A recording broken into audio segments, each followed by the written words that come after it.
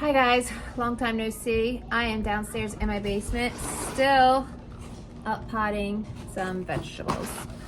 Right now I'm doing tomato plants. I just got done doing my lovely accordion tomatoes. You can look at this big, strong fella right there. Shoot, he's probably, I don't know, 8 inches. Then you got this wee guy that's only like 4 inches. But the thing I use to make my videos, it's needs charge, it's not even charged. You see my very dirty half of the basement where I do nothing but garden. You are not on a tripod or anything, so who knows how this video is going to turn out or if I'll even publish it. Let me just show you my workspace. It is a mess. This is where I do all my gardening stuff at, down here. Okay, so maybe I should go get a tripod at least if I'm not going to use my little handy dandy guy. I'll be back. Okay, so these are my accordion tomatoes on this half. On this half, these are my Abe Lincoln tomatoes. They're a nice, good slicing tomato. I don't know if you can see, but they're not leggy or anything. All right, so last year, I don't know if you remembered, if you guys were on my page or not, but I grew a 2-pound, 4-ounce tomato. And that was one of my accordion tomatoes. Accordion tomato is not a slicing tomato at all. It is more of, so like the outer, say you're slicing tomato, the outer like rim, the chunky meaty part, that's what an accordion tomato is. I'll attach a picture. So what I do with those tomatoes, they hold their shape well. There's not a lot of juice in them at all, seeds, things like that. So they're not good for slicing. But what they are good for is for freezing. So for my soups and chilies and things like that, they're great to dice up because they hold their shape. And so I just throw them in some freezer bags, dice them up, throw them in freezer bags, and they're good to go. And I pull them out, especially when I use them a lot in chili and soups, mainly the diced tomatoes, whatever soup recipe it will call for. I just use my accordion tomatoes. They are yellow. So if you want a red tomato, Amish paste is great. I have some of them growing. I planted them later. No, those are spoon tomatoes. Oh, it's the little guys. I just planted them like a week ago. They're only yay big. Honestly, I should have planted all of these a week ago. But per usual, every gardener, we get anxious and we sow seeds way too soon. So here I am. These, you can see how bound they are, root bound. Ooh. And since I'm not using my guy, I already got a little hole in there. I'm just going to drop him down. Things with tomatoes, I can see these leaves. Husband's banging, sorry. Just pinch them right off. But you can plant a tomato all the way up into there with dirt, and that is going to give you a super strong tomato plant. All these roots would just start sprouting from this stem.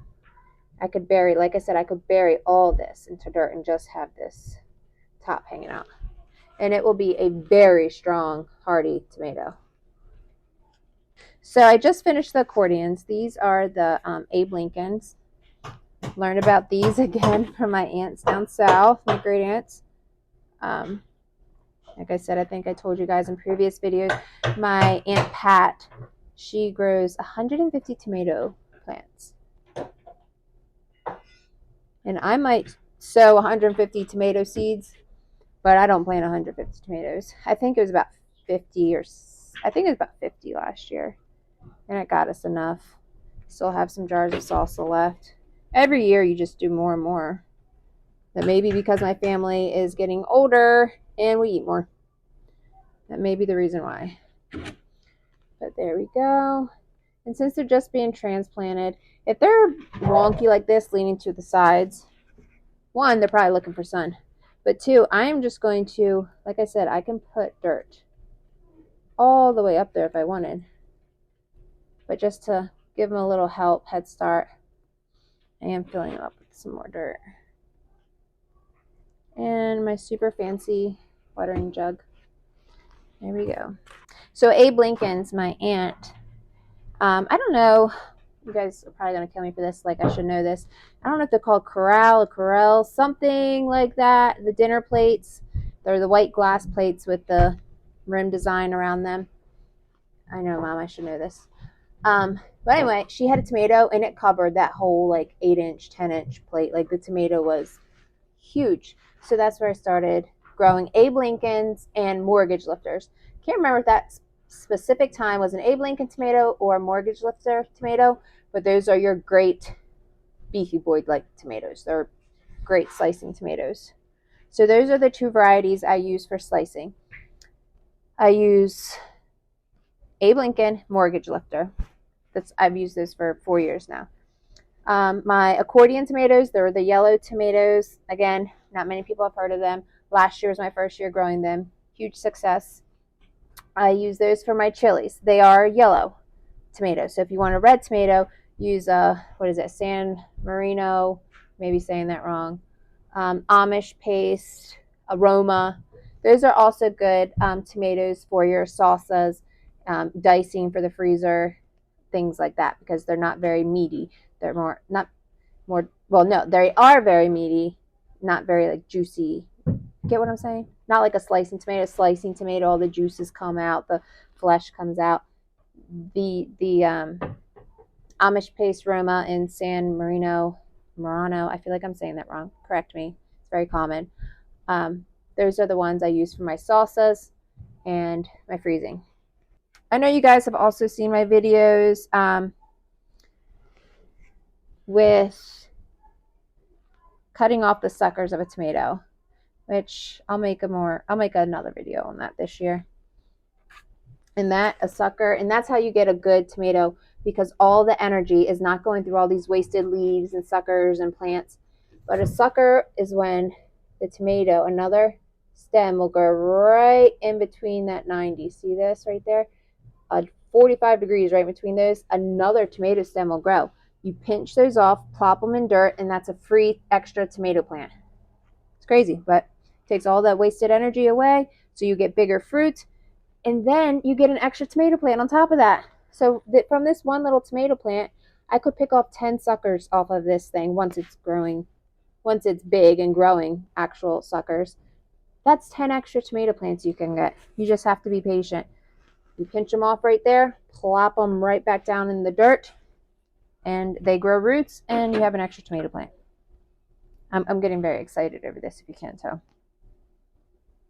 But I hope by telling you guys this, you guys learn some tricks of the trade also, is what we'll call them. And I just make a little hole. And I'm putting 2 in these 4-inch pots. They're big enough. But honestly, I might need to just drop it down in there. Whoop. And then just fill in around it.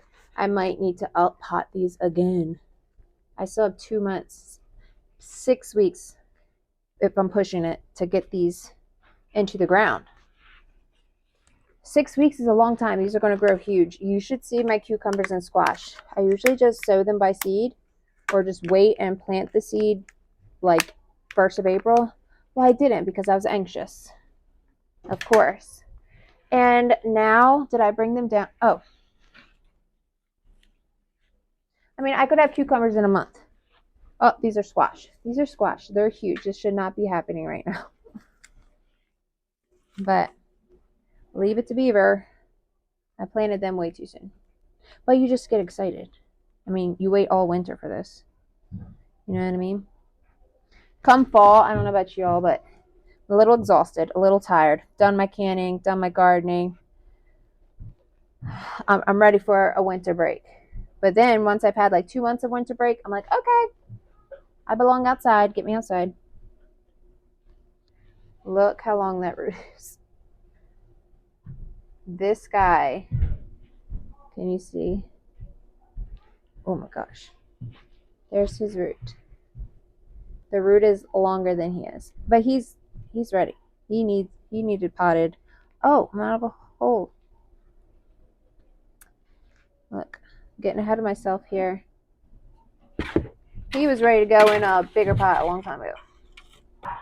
Some people, when they do their potting, their soil's already wet. It just is so messy that way. I mean, not that this is not messy, because it is very messy. But if this was all wet soil, whew. And just to get an even stronger root system, I'm going to pile more dirt up around there. And more dirt. This tomato's in the way. And more water. Right at the root.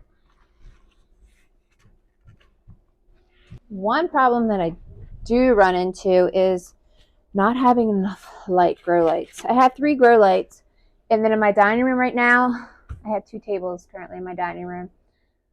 I had to bring up a white folding table to fit all of my vegetable plants on, because this little guy, those 3 lights, I mean, you can see I've got some straw flowers back here. These are snapdragons. These are all brassicas. Those are the Amish paste tomatoes that I just planted last week. Brassicas, squashes, cucumbers. Again, I don't know why I did this. I just got so anxious. Brassicas. Oh, what tomatoes are these? Oh, these are the mortgage lifter tomatoes I was telling you about. Another slicing tomato. But upstairs, I have all my loofah plants up there, which I probably have about 12 of them because I sell them to you all. So I at least have 12. I plant 2 and I get about 40 loofahs, which is plenty, because the more loofahs you grow, the more loofahs you have to process. And if you have ever processed loofahs, you know it's a job. It's a process. It's a whole thing. So 2 loofahs will give me about 40. 2 loofah plants will give me about 40. What else do I have up there? I have more brassicas up there. And as in brassicas, we're talking, I have Brussels sprouts, I have purple cauliflower, Sicily day purple day Sicily cauliflower, I have white cauliflower, I have broccoli, then my cabbages. Oh, speaking of brassicas, so that's just what I have planted in my cell trays in the house. But outside, if you remember a couple months ago when I did the milk jug greenhouses, I over seeded those too. So, I mean, out of 3 milk jugs, 3.5 milk jugs, I think I have, I know over 100, probably over 200 more brassicas out there. So, be on the lookout, because as much as I would love to plant them all in my garden and grow them all in my garden, and I have a rather very large garden, I'm not going to have enough room for everything that I grew. So, also have ginger up there, because we use a lot of that. I'm trying to think what else. Oh, so I did also throw some purple noodle beans and green noodle beans up there. That's the only time I will sow those early. I didn't even have to. You can just plop them in the ground. But sort of like succession planting. If I have some ready to go in the ground end of April, no chance of frost is gone. Really, it's like May 1st. But I always push my limits because I want to get out there. So end of April, I can plant those. They'll be ahead of the game by 2 months. And then when I direct sow my seed, also, you should always direct sow your green beans if you want to get a huge harvest. I try to tell people that. People are like, how do you get so many green beans? Well, you have to plant so many green bean seeds. Don't read the back of the label.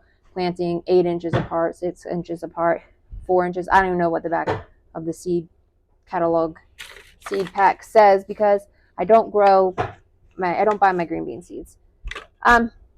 Wait, I take that back. I buy them once, and then you never need to buy green bean seeds again, because you will just let your green beans die on the vine, and then harvest them yourself, just like sunflower seeds. Once you buy one sunflower seed variety, you never have to buy it again.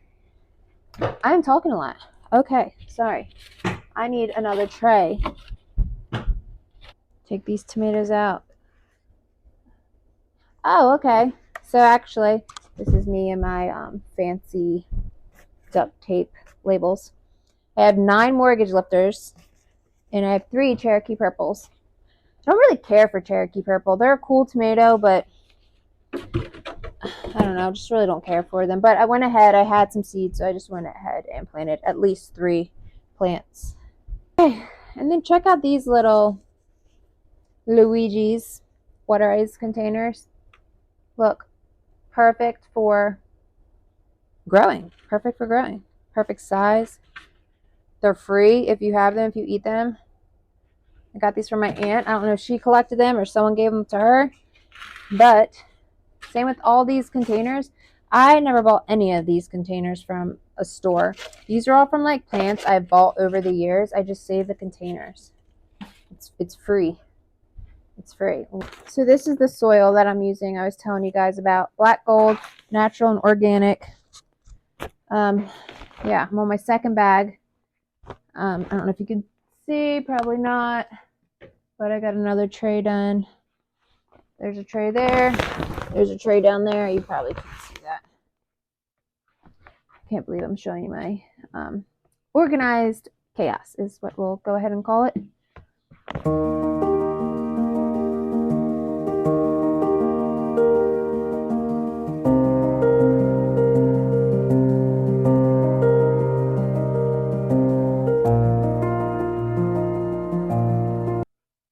If I'm not going to teach my children how to do this, who is?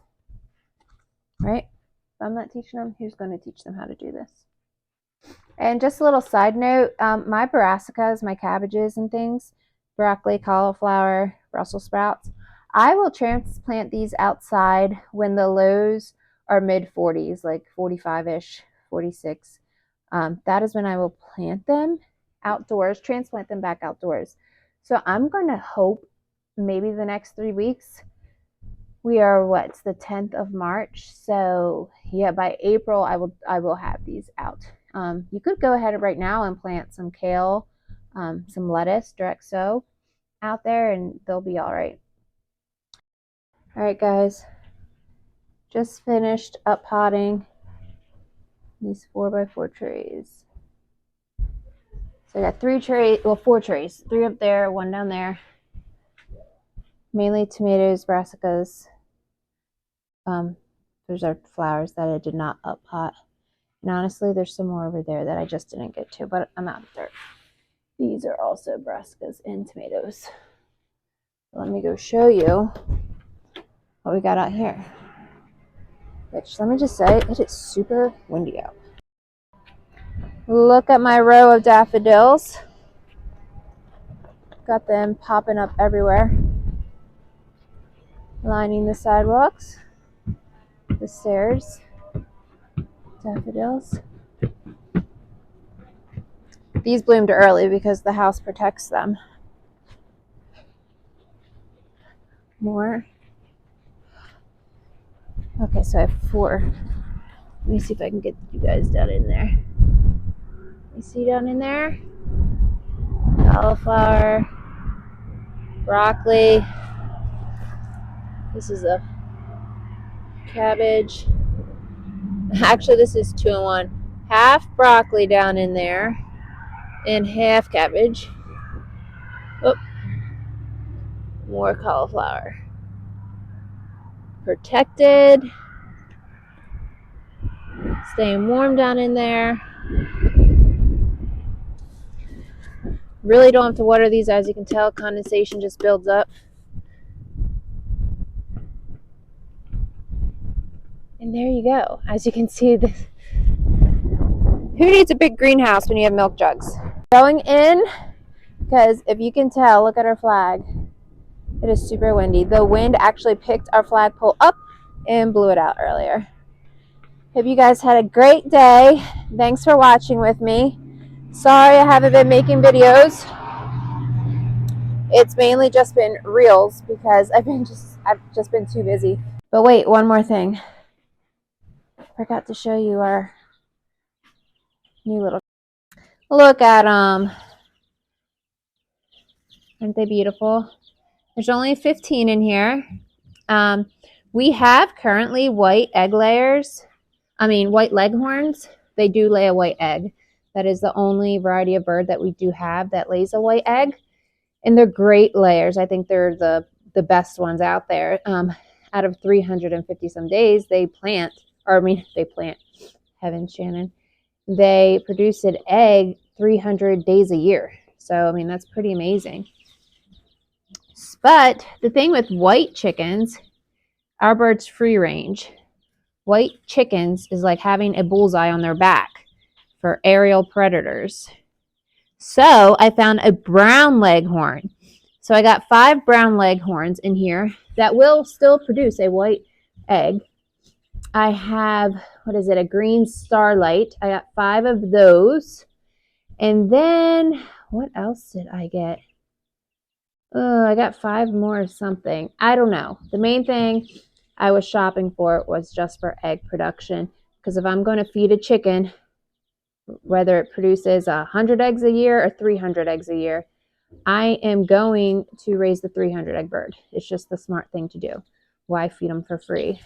And while I'm down here, these, like I said, are egg laying birds, but we do have an order coming in from Hoover's. That's where we got our meat birds last year, was Hoover's. This is my first time ordering laying hens from Hoover's. They all came alive and well. Chickens coming, but they'll be meat birds. We'll butcher them at 8 weeks old. And yeah, if you know what a meat bird is, you know Cornish cross, how they grow so fast, how they only take 8 weeks to produce. Our largest bird last year, I want to say it was either 11 or 13 pounds. I can't remember. He was huge. Had to be a rooster. Had to. For him to be that big, I would assume. But the average bird that we raised was 7 pounds, 7 or 8 pounds. Our lowest was 5 pounds. So yeah, 7, 8 pound birds. Actually, I can show you one. Hold on. Here's one. Here's one of our birds. There he is. Right there. There's a few of our birds. How we grew in 8 weeks. You can't beat that size of a bird. And I want to say that these ended up, after feeding them organically and whatnot, they came out to, I think it was $13 a bird. However, it will be cheaper this year because we are doing all the butchering ourselves. For last year, we had a couple come out. They helped us. We paid them. Last year, we had the couple come out. They helped us. We paid them. And yeah, so the cost, like I said, I think it was like 13 pounds a bird. We fed them organically, and then we had to pay the people to come help us butcher them. But this year, we're just going to do all the butchering ourselves. All right, so now I promise I got on the chicken spiel. I'm done signing out. Thanks again for watching.